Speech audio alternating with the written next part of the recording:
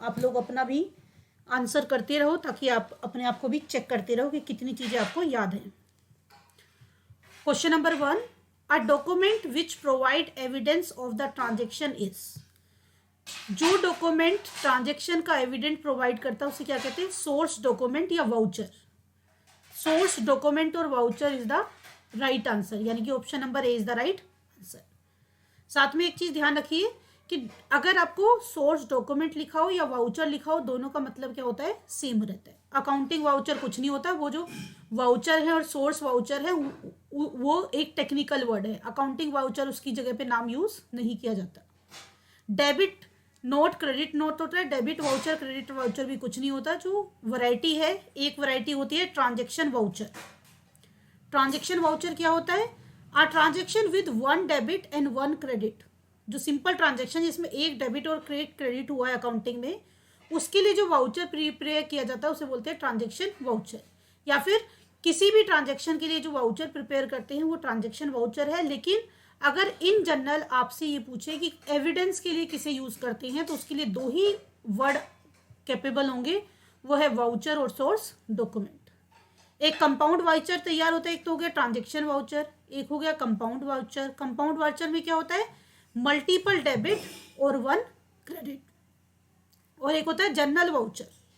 General voucher में multiple debit और multiple credit. इसको हम कॉम्प्लेक्स वाउचर और जनरल वाउचर भी कहते हैं। तो कई बार इनके ऊपर भी क्वेश्चन आ जाता है। Next question, question number 2, the primary function of book keeping is. आपको पता है कि भाई जर्नल से लेके फाइनल अकाउंट और जर्नल से लेके और जो ट्राई बैलेंस बनाते हो वो क्या है? Book keeping. और उसके बाद का जो काम है यानी कि फाइनल अकाउंट रेडी करना और उसको इंटरेस्टेड यूजर तक कम्युनिकेट करना, इंटरेस्टेड यूजर तक उसको पहुंचाना, कम्युनिकेट करना। ये 2 स्टेप ऐड हो जाते तो वो क्या बन जाता है? अकाउंटिंग। यानी कि अकाउंटिंग तब तक कंप्लीट नहीं होती जब तक कि जो फाइनल रिजल्ट है उसे इंटरेस्टेड यूजर तक कम्युनिकेट नहीं किया जाता। तो आपसे प्राइमरी फंक्शन ऑफ अकाउंटिंग पूछा है, एज पर ऑप्शन आंसर करेंगे। Design the system of recording the transaction, assigning the responsibility of accountant, recording of financial data, classifying the recorded data। आपसे पूछा प्राइमरी फंक्शन क्या है? रिकॉर्डिंग द फाइनेंशियल डेटा और classifying और trial balance में उसको posting करना। ये कौन सा फंक्शन है? Secondary function. क्लियर? यानी कि हमारा आंसर क्या हो गया? Option number C is the right answer. Moving on the next question, which one of the following is revenue expenditure? काफी बार हमने रेवेन्यू और एक्सपेंडिचर, कैपिटल एक्सपेंडिचर और डेफर्ड को डिटेल में डिस्कस किया है। सिचुएशनली हम क्या लिखेंगे? इसका आंसर लिखेंगे। तो अभी देखते हैं हमारा क्या आंसर होगा। Carriage paid for purchase of machinery. Machinery खरीदी, उसके ऊपर जो भी खर्चा होगा, चाहे किसी तरह का भी खर्चा हो, on the day of purchase, at the time of purchase क्या होता है? Capital expenditure. Premium given by taking a lease. Lease के लिए जो आप प्रीमियम पे कर रहे हो, आपने किसी चीज की 10 साल की 15 साल की लीज ली है तो वो आपके क्या है? Deferred revenue expenditure. क्योंकि आप एक टाइम के लिए किसी की लीज के कोई राइट्स कुछ परचेज करते हो लीज देके, किराए पे लेना, या फिर आप किसी पर्टिकुलर टाइम पीरियड के लिए किसी चीज़ का अधिकार प्राप्त करने के लिए जो पेमेंट करते हो, राइट गेट करने के लिए जो पेमेंट करते हो, comes under this particular transaction. तो आप एक स्पेसिफिक 5, 10, 15, 20, 100 कितने भी 100 साल से ऊपर की लीज नहीं होती है, तो उसके लिए जो पीरियड में टाइम पीरियड के लिए पे करते हो वो धीरे धीरे आप राइट ऑफ करते हो, एक साथ राइट ऑफ नहीं करते हो। तो आपके लिए क्या है? Deferred revenue expenditure. क्योंकि प्रीमियम की बात हो रही है, जो प्रॉपर्टी आई है उसकी बात नहीं हो रही। क्योंकि जो बिल्डिंग है वो भी लीज पे मिलती है, मशीनरी भी लीज पे मिलती है, तो हम प्रॉपर्टी की नहीं, इसने प्रीमियम पूछा है।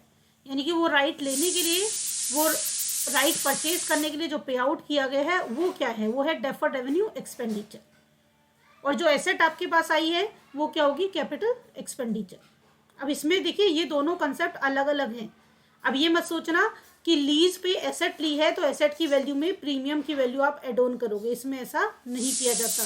टेक्निकली दोनों को अलग अलग रखा जाता है। प्रीमियम को यानी कि राइट परचेज करने का जो पे आउट होता है उसको डेफर्ड में ट्रीट किया जाता है। Removal of stock to a new site, आप स्टॉक को नई साइट पे लेके गए हो, यानी कि आपने ट्रांसफर कॉस्ट आपको करनी पड़ी है नई साइट की, तो ये क्या होगा आपका, आप चाहे ट्रांसफर रोज रोज नहीं करते, स्टिल आप कैसे चार्ज करोगे इसको, क्योंकि कोई इतना बड़ा खर्चा भी नहीं होता ये, you will charge it as a revenue expenditure. ये मत सोचना, इस माइंडसेट के साथ मत जाना कि जो ट्रांसफर है या नई साइड है रोज रोज उस पर मटेरियल ट्रांसफर नहीं होता या सामान ट्रांसफर नहीं होता या पूरा का पूरा स्ट्रक्चर उठा के एक जगह से दूसरी जगह नहीं ले जाता, इसलिए ये कैपिटल है या डेफर्ड है। ये कोई नॉमिनल से खर्चे होते हैं बिजनेस के लिए, कोई बहुत बड़े खर्चा नहीं है, इसलिए वो उसको एज अ रेवेन्यू एक्सपेंडिचर ही चार्ज करती है। As I told you about the painting expenditure for the company के लिए जो पेंटिंग एक्सपेंडिचर हो गया है नॉमिनल सा छोटा सा खर्चा है, वो उसको डेफर्ड में भी नहीं ट्रीट करती ना कैपिटल में करती।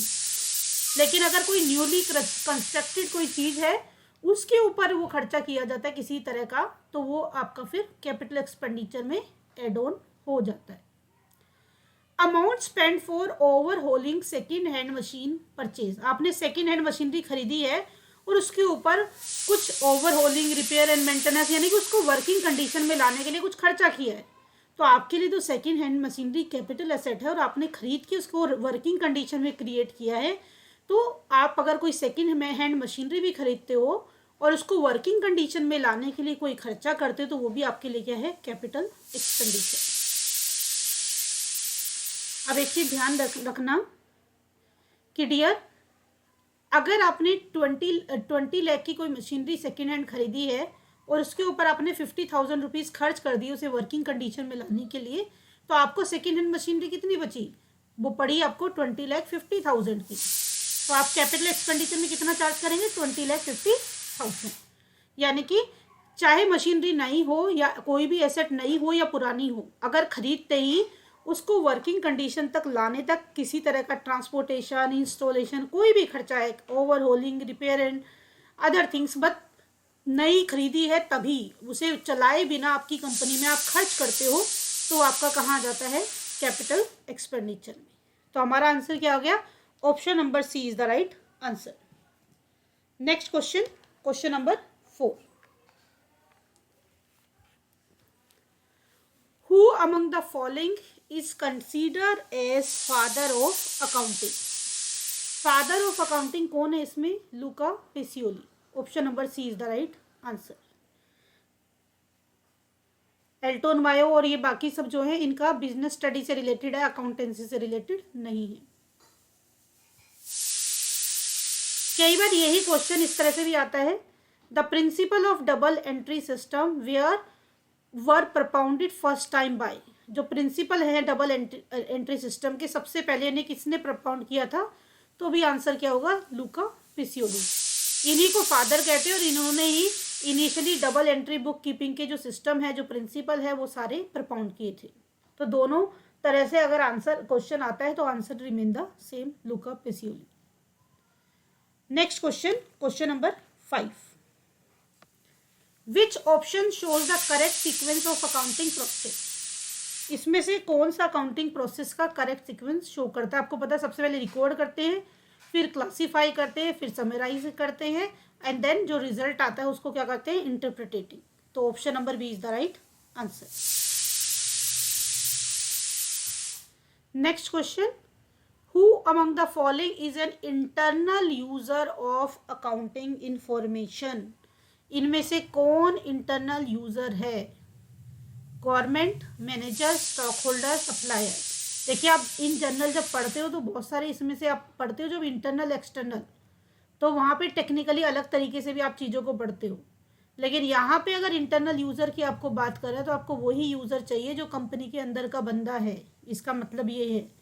तो यहाँ पे कंपनी के अंदर का बंदा गवर्नमेंट नहीं है, मैनेजर कंपनी के अंदर का पर्सन है, स्टॉक होल्डर कंपनी के अंदर के पर्सन नहीं है, सप्लायर आउटसाइडर्स हैं। तो यहाँ पे अगर आंसर होगा वो क्या होगा, बी होगा। लेकिन अगर आप कई बार सर्च करके या बुक से पढ़ोगे तो कई बार सप्लायर को भी किसमें कंसिडर कर देते हैं कुछ राइटर, इंटरनल यूजर में। इम्प्लॉयज को, सप्लायर को, इनको कहाँ काउंट करते हैं, इंटरनल यूजर में। तो इम्प्लॉयज तो विद इन ऑर्गेनाइजेशन काम कर रहे हैं, तो वो तो है ही यूजर, इंटरनल। मैनेजर हुआ, इम्प्लॉय हुआ, मैनेजमेंट हुई, वो एक्चुअल में इंटरनल यूजर हैं।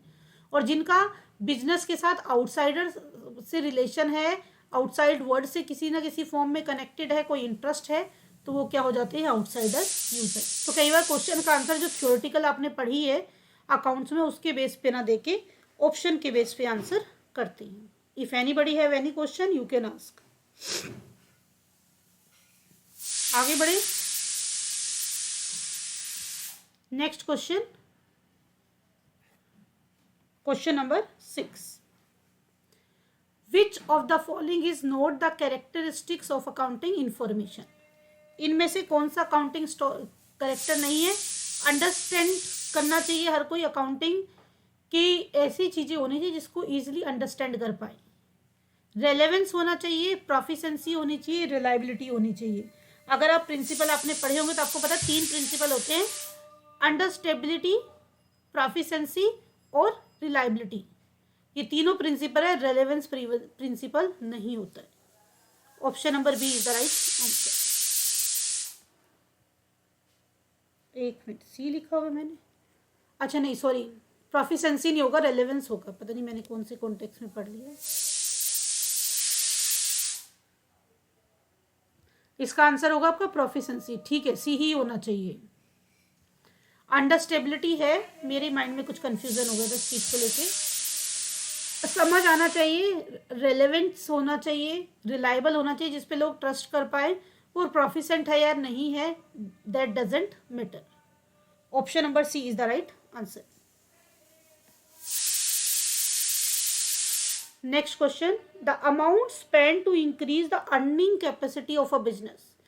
बिजनेस की अर्निंग कैपेसिटी को इंक्रीज करने के लिए जो एक्सपेंडिचर होते हैं उन्हें हम क्या कहते हैं, उनको हम कहते हैं कैपिटल एक्सपेंडिचर। यानी कि सपोज किसी भी बिजनेस में आप कोई इस तरह की कंस्ट्रक्शन करते हैं, कोई एसेट खरीदते हैं जिससे कि उसकी अर्निंग कैपेसिटी इंक्रीज होती है, तो वो सारे हमारे पास आएंगे कैपिटल एक्सपेंडिचर में। Next question, question number 9। Which one of the following statement is true? The job of bookkeeping is analytical in nature. Bookkeeping is an art as well as a science of recording business transactions. Transactions are recorded in a certain set of books. Bookkeeping is a method of recording in accounts book. अब ध्यान दीजिएगा, आपसे पूछा हुआ है not true, is not true. आपसे पहला कह रहा है एनालिटिकल नेचर है। एनालिटिकल नेचर की वो चीजें होती है जो एनालिसिस करती है, कुछ रिजल्ट निकालती है, डिसीजन मेकिंग में हेल्प करती है। एनालिटिकल अकाउंट्स है, book keeping is not analytical. तो पहला ही जो कैरेक्टर है, जो फीचर है, वो बुक कीपिंग को जस्टिफाई नहीं कर रहा है। Option number A is the right answer. बाकी क्या है, उसके कैरेक्टर है। बुक कीपिंग साइंस और आर्ट्स है क्योंकि एक रूल रेगुलेशन को ये फॉलो करती है, सर्टेन सेट ऑफ बुक में रिकॉर्डिंग की जाती है, और बुक कीपिंग एक मेथड है अकाउंट्स की बुक को रिकॉर्ड करने के लिए। Next question, the main objective of book keeping is. Book keeping का मेन ऑब्जेक्टिव क्या है, रिकॉर्ड को मेंटेन रखना। Keep correct and complete record of business transaction. Option number B is the right answer. Profit find out करना book keeping का काम नहीं, किसका काम है, अकाउंटेंसी का। Show the correct position of asset and liability, किसका काम है, अकाउंटेंसी का। Examine the accuracy of business transaction, किसका काम है, अकाउंटेंसी का। उसमें एनालिसिस और भी फर्दर किए जाते हैं जिससे कि हम एक्यूरेसी और बाकी चीजों को भी जज करते हैं, चेक करते हैं। Option number B is the right answer. Next question, question number 11। Owning of business are, अगर कोई लिखा हुआ है owning of the business is means liability of the business. Liability of the business क्या हो जाएगा, ऑप्शन ए में given है, option number A is the right answer. Next question, which one of the following statement is are true. इनमें से कौन सी statement true है, और ये भी बुक कीपिंग के बारे में दी हुई है। Accounting and book keeping are synonym. भाई सिनोनियम नहीं है, दोनों में डिफरेंस है। Book keeping and accounting are complementary to each other. Book keeping और अकाउंटिंग कॉम्प्लीमेंट्री है, हाँ, क्योंकि देखो बुक कीपिंग स्टार्ट होती है, जो वो रिकॉर्ड करती है डेटा, उसी को फर्दर प्रोसेसिंग करके अकाउंटेंसी प्रोसेस होती है। Accounting start from where book keeping end. Accountancy वहां से स्टार्ट होती है जहां से बुक कीपिंग खत्म होती है। दोनों ही स्टेटमेंट सी, यानी कि B and C is the right answer. Option number D is the correct answer. Then next question, question number 13।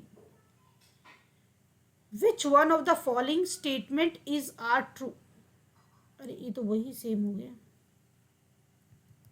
एक ही चीज को दो बार लिख दिया मैंने सर।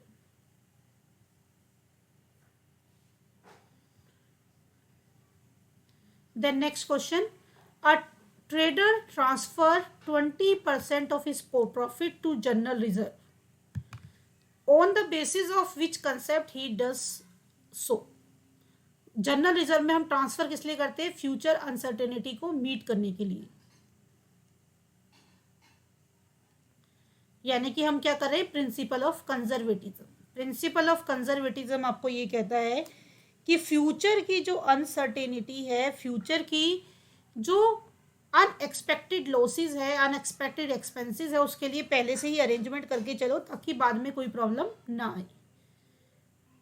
कंसेप्ट ऑफ यूनिफॉर्मिटी का मतलब क्या होता है? इसको कंसिस्टेंसी भी कहते हैं, यानी कि एक मेथड जो आपने एक बार अडॉप्ट कर दिया, कॉन्टिन्यूसली वही अडॉप्ट करना है। Method of recording transaction change नहीं करना। रियलाइजेशन कंसेप्ट कहता है कि भाई आप जो है ट्रांजैक्शन को ड्यू और receive which ever is earlier के बेस पे रियलाइजेशन कर सकते हो। मनी मेजरमेंट आपको पता ही है, वही ट्रांजैक्शन सिर्फ हम रिकॉर्ड करते हैं जिसको हम क्या करते हैं, अपने जिसको हम मॉनेटरी वैल्यू में डिफाइन कर पाते हैं या कन्वर्ट कर पाते हैं। We are only allowed to record all the transaction in the business. Next question, question number अभी क्या था 15 question number 15। Accounting for tax on income is dealt with. ये तो क्रैमिंग वाला है, इसके लिए एक बार रीडिंग, एक बार क्या बीच बीच में रीडिंग लगाते रहोगे तो खुद सेट हो जाएंगे। टैक्स से रिलेटेड जो अकाउंटिंग स्टैंडर्ड है वो क्या है? Accounting standard 22। Option number A is the right answer. Accounting standard जो 13 है वो इन्वेस्टमेंट से रिलेटेड अकाउंटिंग जो होती है उससे related rules and regulation given है। अकाउंटिंग स्टैंडर्ड 3 में अर्निंग पर शेयर से related rules and regulation given है। अकाउंटिंग स्टैंडर्ड 9 में रेवेन्यू रिकॉग्निशन से रिलेटेड आपको रूल्स रेगुलेशन गिवन है। तो हमसे टैक्स पूछा था, अपने लिए आंसर क्या हो गया? Option number A is the right answer. Next question, question number 16। Which one of the following is not a transaction as per accounting. इनमें से कौन सी ट्रांजेक्शन नहीं है अकाउंटिंग? यानी कि अकाउंटिंग के अकॉर्डिंग ट्रांजेक्शन का मतलब है वो ट्रांजेक्शन जिसे आप बुक्स ऑफ अकाउंट में रिकॉर्ड नहीं कर पाओगे। तो आप इनमें से बुक्स ऑफ अकाउंट में किसे रिकॉर्ड नहीं कर पाओगे? Mister X started a business with capital brought in cash, record करेंगे, ट्रांजेक्शन है। Mister X paid salary worth ₹5,000 to staff, record करेंगे। Mister X purchase machinery worth ₹20,000 in cash, record करेंगे। X place an order, अब order place किया है, किसी भी company को करे, कोई भी वैल्यू हो, ऑर्डर प्लेस किया है, कोई ट्रांजेक्शन नहीं हुए, कोई इन आउट नहीं हुआ है, तो ये ट्रांजेक्शन नहीं है। Option number D is the right answer.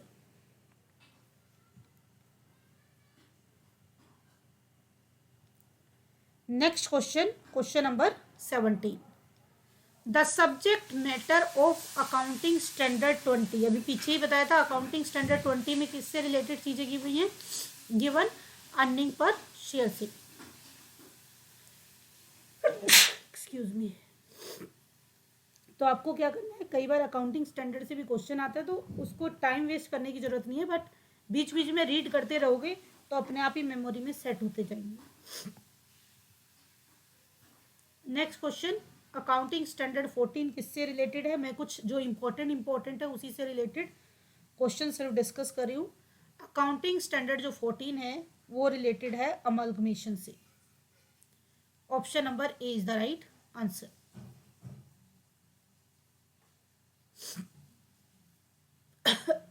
Sorry.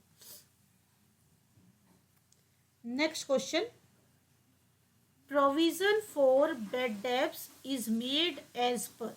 Provision for bad debts किस लिए बनाते हैं? Again this is prepare to follow the concept of conservatism, क्योंकि सेफ्टी के लिए बना रहे हैं, कहीं ऐसा ना हो कि कोई इंसॉल्वेंट हो जाए और हमें जो है पे आउट ना करे।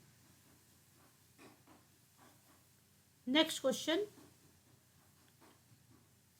When accounting standard board of India is constituted. Accounting standard board कब कॉन्स्टिट्यूट हुआ है? ये कॉन्स्टिट्यूट हुआ था 1977 में। Option number B is the right answer. Next question, which of the following account is nominal account? No, interest account क्या होगा? Nominal. Accrued interest representative personal account. Outstanding interest representative personal account, और you can say personal account. Representative personal account भी बोल सकते हो और इसको personal account भी। Prepaid interest representative personal account और पर्सनल अकाउंट। तो हमारा आंसर क्या हो गया? Option number A is the right answer.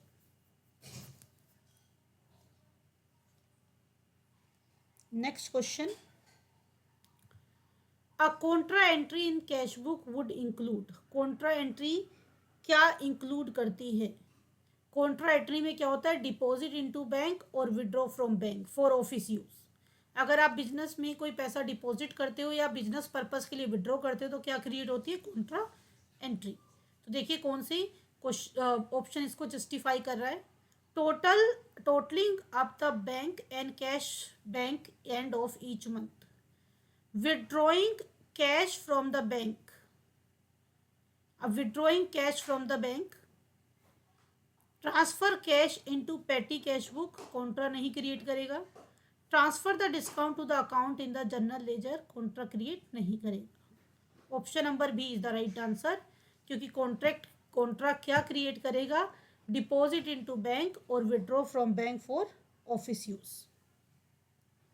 Next question, which of the following account is nominal account? ये पता नहीं कई बार कोई क्वेश्चन रिपीट हो रखे हैं। Next question, a customer return the goods purchase on credit में inform the seller by sending. ये आप अनम्यूट करके बताओगे। मैंने बहुत बार जब पढ़ाया था इस चीज़ के ऊपर फोकस किया था, क्योंकि बच्चों को इसमें कन्फ्यूज़न रहता है। इस सिचुएशन का आंसर क्या होगा कि कस्टमर गुड्स रिटर्न कर रहे हैं क्रेडिट पे परचेज किए हुए, तो उसके लिए वो क्या बनाएगा? कस्टमर क्या बनाएगा ये पूछा गया है।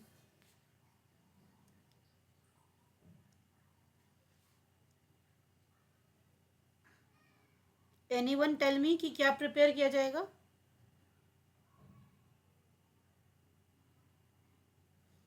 सी, अगर कस्टमर गुड्स रिटर्न करता है तो वो क्या बनाता है? Debit note. Customer debit note बनाएगा और डेबिट नोट बना के कंपनी को दे देगा।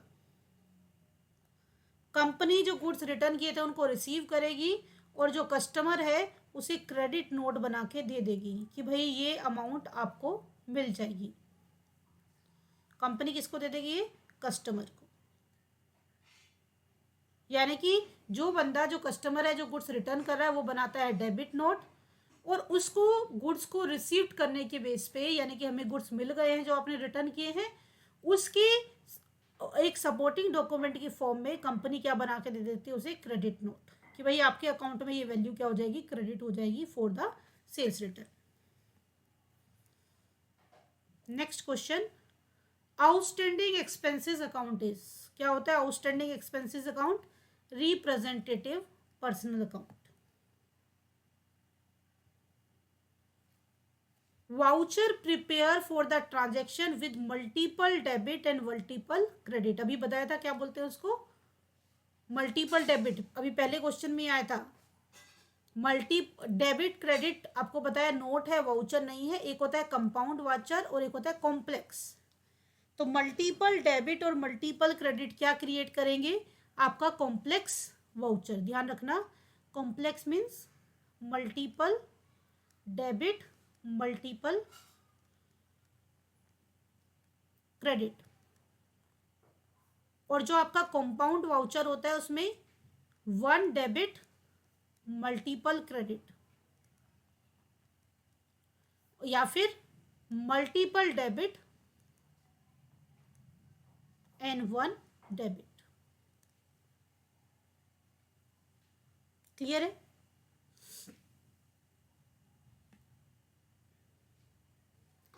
Next question, a sales of rupees 25,000 to A was entered as a sales to B. This is an example of। सबसे पहले मैं आपको एक बार फिर से रिकॉल करा देती हूँ। एरर ऑफ ओमिशन, भूल की गलती, यानी कि आप ट्रांजेक्शन लिखना भूल गए, ट्रांजेक्शन नोट रिकॉर्डेड।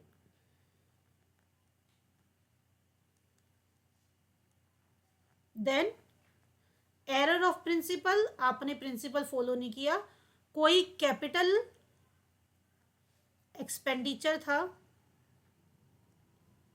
या कोई एक्सपेंडिचर था सिर्फ, आपने उसे क्या ट्रीट कर दिया? एसेट ट्रीट कर दिया। कैपिटल एक्सपेंडिचर छोड़ दो, एक ही नाम से याद रखो, थोड़ा कंफ्यूजन हो जाएगा वरना। एक्सपेंडिचर का बैलेंस होता है डेबिट, एसेट का बैलेंस भी होता है डेबिट। बाय मिस्टेक आपने एसेट को एक्सपेंडिचर और एक्सपेंडिचर को एसेट ट्रीट कर दिया, तो इसी कहते हैं एरर ऑफ प्रिंसिपल। या कोई नई एसेट परचेज की है, उसके ऊपर जो एक्सपेंडिचर है उन्हें कैपिटल ट्रीट करना था, आपने कर दिया उनको रेवेन्यू एक्सपेंडिचर ट्रीट, तो इसको बोलते हैं error of principle. Compensating error वो एरर होते हैं जो एक गलती दूसरी गलती को क्या कर देती है? छिपा देती है। यानी कि अगर आपने कहीं पे 100 रुपये की गलती डेबिट में की है तो कहीं जाके 100 रुपये की गलती क्रेडिट में कर दी, तो एक गलती से दूसरी गलती छिप जाएगी, इसे बोलते हैं कंपनसेटिंग एरर। और एरर ऑफ कमीशन यहाँ पे सबसे ज़्यादा इंपॉर्टेंट है। एरर ऑफ कमीशन का मतलब है रॉन्ग अमाउंट से आपने एंट्री कर दी, यानी कि कहीं पे करना था 210, आपने कर दिया 201। और दूसरा पोस्टिंग इन रॉन्ग अकाउंट, या तो रॉन्ग अमाउंट की है या फिर पोस्टिंग इन रॉन्ग अकाउंट। ए की जगह बी के अकाउंट में, बी की जगह सी के अकाउंट में, इस तरह की जो गलती है वो क्या होती है? Error of commission. तो आप समझ ही गए होंगे कि a sales of rupees 25,000 to A, but enter कर सेल की थी ए को और एंटर कर दी सेल टू बी। तो किस तरह का एग्जाम्पल हो गया ये? Error of commission, posting in wrong account. दूसरी चीज इसके साथ क्या ध्यान रखनी है, क्या बताया था आपको? जो एरर ऑफ ओमिशन है ये ट्राई बैलेंस के एग्रीमेंट को इम्पैक्ट नहीं करता। Error of principle trial balance के एग्रीमेंट को इम्पैक्ट नहीं करता, यानी कि अगर आपने ये गलती की है तो ट्राई बैलेंस मैच हो जाएगा। कंपनसेटिंग एरर अगर आपने किया है, ट्राई बैलेंस आपका मैच हो जाएगा, यानी कि उसके एग्रीमेंट को ये इम्पैक्टेड नहीं करती। बट अगर आपने एरर ऑफ कमीशन किया है तो इससे ट्राई बैलेंस के एग्रीमेंट पे क्या पड़ता है? इम्पैक्ट पड़ता है। आपकी इस गलती की वजह से आपका जो ट्राई बैलेंस है वो मैच नहीं होगा, क्योंकि जो आप गलती कर रहे हो वो एक ही अकाउंट में गलती कर रहे हो, दूसरा अकाउंट आपने करेक्टली रिकॉर्ड किया है, या फिर आपने जो एंट्री पोस्ट की है वो एक ही अकाउंट में गलत पोस्टिंग की है। कमीशन, एरर ऑफ कमीशन वही होते हैं ये, क्योंकि आप जो है डेबिट क्रेडिट को कंपनसेट नहीं कर पाए, सेट ऑफ नहीं कर पाए, तभी वो कमीशन होगा, अदरवाइज तो वो क्या बन जाएगा? Compensating error. तो इस सिचुएशन में आपका ट्राई बैलेंस एग्री नहीं होता है।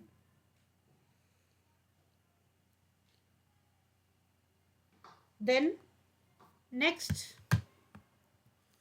विच of the following errors can not be deducted through trial balance. अब उसी से कनेक्टेड है ये, कौन से एरर ट्राई बैलेंस से डिडक्ट नहीं होते? भाई जिन एरर्स का ट्राई बैलेंस के एग्रीमेंट में इम्पैक्ट नहीं पड़ता वो डिडक्ट नहीं होंगे। अगर आपने एरर ऑफ ओमिशन किया है, ट्राई बैलेंस से नहीं पता चलेगा।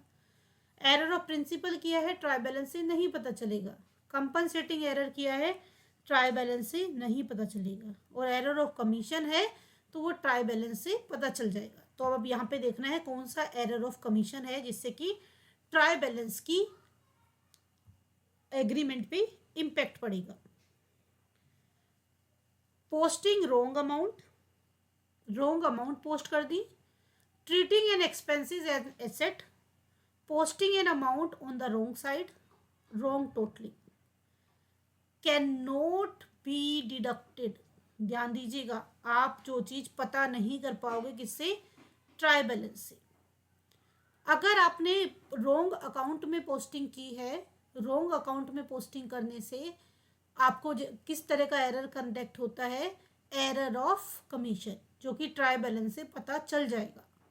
एक्सपेंसेस को ऐसे ट्रीट करोगे, इसे बोलते हैं error of principle. Error of principle जो है वो ट्राई बैलेंस से डिडक्ट नहीं होगा। Posting an amount on the wrong side, ये एरर ऑफ कमीशन है, गलत साइड पे गलत अकाउंट पे एंट्री पोस्ट कर दी, एरर ऑफ कमीशन जो है ट्राई बैलेंस से पता चल जाता है। आपने रॉन्ग टोटलिंग किया तो ऑब्वियसली अगर कोई रॉन्ग टोटल करोगे या अमाउंट की गलती करोगे तो वो क्या है, एरर ऑफ कमीशन। तो इस तरह की चीज़ें जो है ट्राई बैलेंस के एग्रीमेंट पे इम्पैक्ट डालती हैं, and you can easily identify all these things. Next question, suspense account is generally open to rectify. Suspense account generally हम ओपन करते हैं वन साइडेड एरर के लिए, क्योंकि वन साइडेड एरर में हमें ये नहीं पता चलता कि गलती का दूसरा फेस क्या है, इसलिए दूसरे फेस के लिए क्या करते हैं, सस्पेंस अकाउंट। फॉर एग्जाम्पल आपको लिखा है रॉन्ग, या छोट सिंपल ट्रांजेक्शन लेती हूँ, परचेज अकाउंट शॉर्ट बाय ₹1000। अब हमें नहीं पता क्यों शॉर्ट है, क्या रह गया, क्या रिकॉर्ड कर गया, वो आइडेंटिफाई नहीं कर पा रहे हैं, तो इसको कंपनसेट करने के लिए हम क्या ओपन कर देंगे, सस्पेंड अकाउंट। तो वन साइडेड एरर यानी कि जिनका दूसरा फेस हमें नहीं पता चलता है, उनको हम सस्पेंस अकाउंट ओपन करके रेक्टिफाई करती हैं। Next, which one of the following is not a clerical error. Clerical error कौन से होते हैं, क्लेरिकल एरर, अगर आप कोई चीज लिखना भूल गए हो, error of omission, clerical error. Error of commission, आपने रॉन्ग अकाउंट में पोस्टिंग कर दी है, ये भी क्या है आपका, क्लेरिकल एरर, क्योंकि आपने अमाउंट की गलती की है। प्रिंसिपल जो है, आपको नॉलेज नहीं है अकाउंटेंसी की, ये क्लेरिकल एरर नहीं है, ये आप ब्लंडर कर रहे हो, you are not aware about the basic things of recording transaction. तो आपके जो क्लेरिकल एरर है वो होता है ओमिशन, कमीशन और compensating error. Error of principle clerical error में काउंट नहीं होता है। Option number C is the right answer. ये थे 30 क्वेश्चन क्विक रिवीजन के। अभी मुझे बताइए, अगर किसी को किसी क्वेश्चन में डाउट हो तो यू कैन आस्क, अदरवाइज फिर मैं कुछ अकाउंटिंग के क्वेश्चन ले लेती हूँ।